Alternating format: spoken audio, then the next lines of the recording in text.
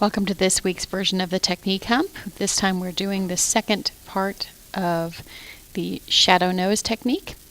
Starting with our flowers, which have already been shaded in part one.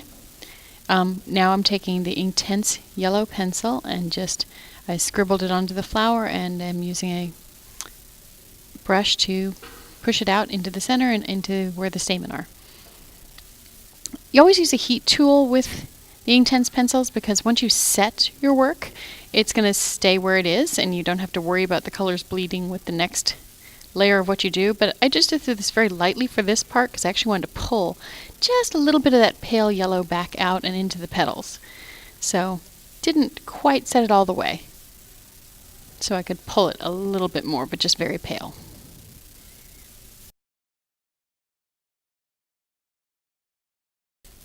Now I'll really zap it with that heat tool to make sure those colors stay in place and don't turn orange when I put the pink over the top.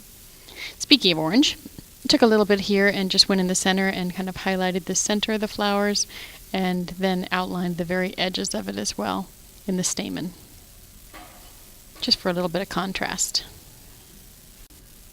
Now it's time to get work on the petals, and I've done a little stumbling around the edges with one color, and I'm just going to use the pencil to stumble around, sort of leaving the open in the center, and then use a water brush to color that in.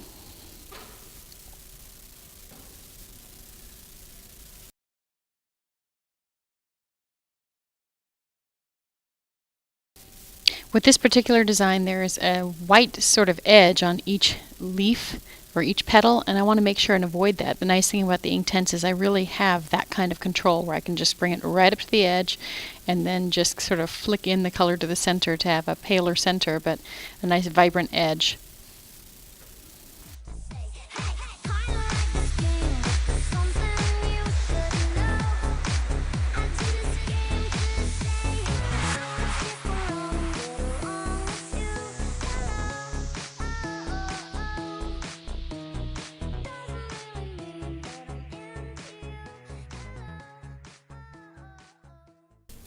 So in this next step, we're just going to finish that off, bringing that out to all of the outermost petals with a single color.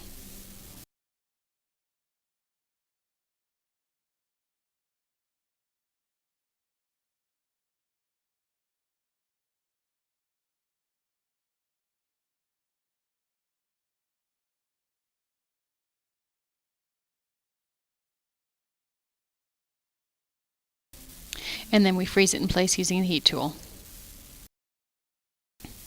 Quickly, I'm going to put that layer of color, like I showed you initially, around all of the rest of the petals, and then use the water brush to dilute that and bring it in.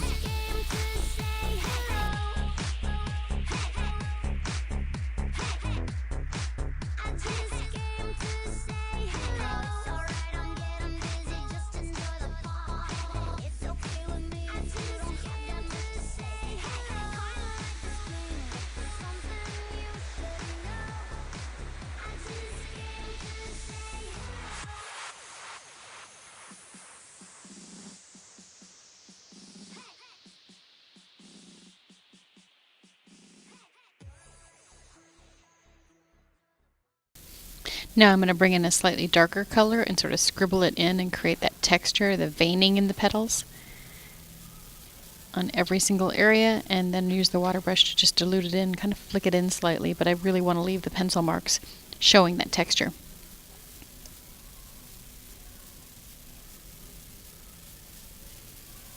And then set it with the heat tool, and here's our result. Usually after setting it with the heat tool, just lightly, I like to go around and sort of scribble and get some of the color onto the white areas just so they're not quite so stark everywhere. And that's how we finish it off. And then set the whole thing. And you'll see the final flower. Isn't that gorgeous? And then you can do the whole thing the same way. Sorry, the color on this is a little off, but you get the idea.